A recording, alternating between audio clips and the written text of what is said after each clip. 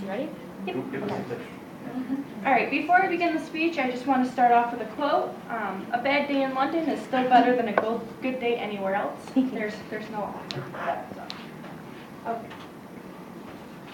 So in this speech, I will inform you about the tourist attractions that London has to offer. First, I will talk about the London Eye. Second, I will talk about Big Ben. And lastly, I will talk about the many museums that they offer for all different types of people. I believe I am credible to give this speech due to my extensive research and my huge interest in the topic. So this is my first attraction. This is the Coca-Cola London Eye. It is located in the heart of the city, and when you're on it, it allows you to see more than 55 famous landmarks all around London.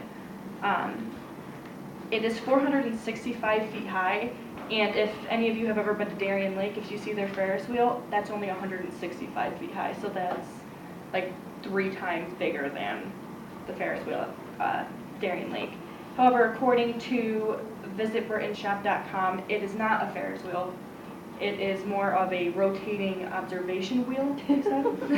Don't really understand the difference, but it can hold up to 800 people per rotation. It takes about a half hour to completely go around, and it's about $23 American to ride. That picture is obviously the whole thing. The top one is what they actually are. I thought they were just kind of things you sit in, like a Ferris wheel, but they're actually little rooms, as you can see from the bottom picture. So now that I've talked about the London Eye, I will talk about Big Ben. According to BigBenFacts.com, this is one of the most well-known attractions in London. When I think of London, this is the first thing that pops into my head, the red buses and then the huge tower. It is 7 feet and 6 inches tall and 9 feet wide, so it's more wide than it is tall. And it weighs 13.5 tons. I just thought those were kind of fun facts. This picture here is just a picture of people on the clock part, and it just shows how big it actually is compared to normal sized people. It was originally supposed to be named Victoria after Queen Victoria. However, the people of London started calling it Big Ben, and the name just kind of stuck, so they didn't see a point in changing it. So now that I've talked about Big Ben, I will talk about the many museums that London has. So the first museum is the British Museum. It contains more than 13 million artifacts from the ancient world. It includes the Rosetta Stone, which I have a picture of, the bust of Ramses II, Egyptian mummies, 4th century Roman silver known as Mildenhall treasure, and many more. So it comes from everything from the Egyptians to the Romans and everything like that. So if you're like a history person and like artifacts, that would definitely be a great museum to visit if you went.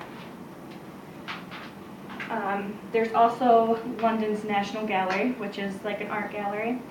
It represents a complete survey of European paintings from 1260 to 1920. So that's a huge time frame for art and everything like that. So you'll be able to see the very beginnings of art all the way up and see how it transitions. According to visitlondon.com, it has all of these very famous paintings. They have the Madonna and Child by Leonardo da Vinci, the Incumbent by Michelangelo, Venus and Mars by Botticelli, Sunflowers by Van Gogh, and the Water Lily Pond by Monet. And they've got more by all those people. These are just some of the most well-known. In conclusion, the purpose of this speech was to inform you about the tourist attractions that London has to offer. First, I talked about the London Eye. Second, I talked about Big Ben. And third, I talked about 2 of the big museums that London has. And before I end the speech, I'd like to just leave you with a quote by Peter Schaefer. "If London is a watercolor, New York is an oil painting." Thank you.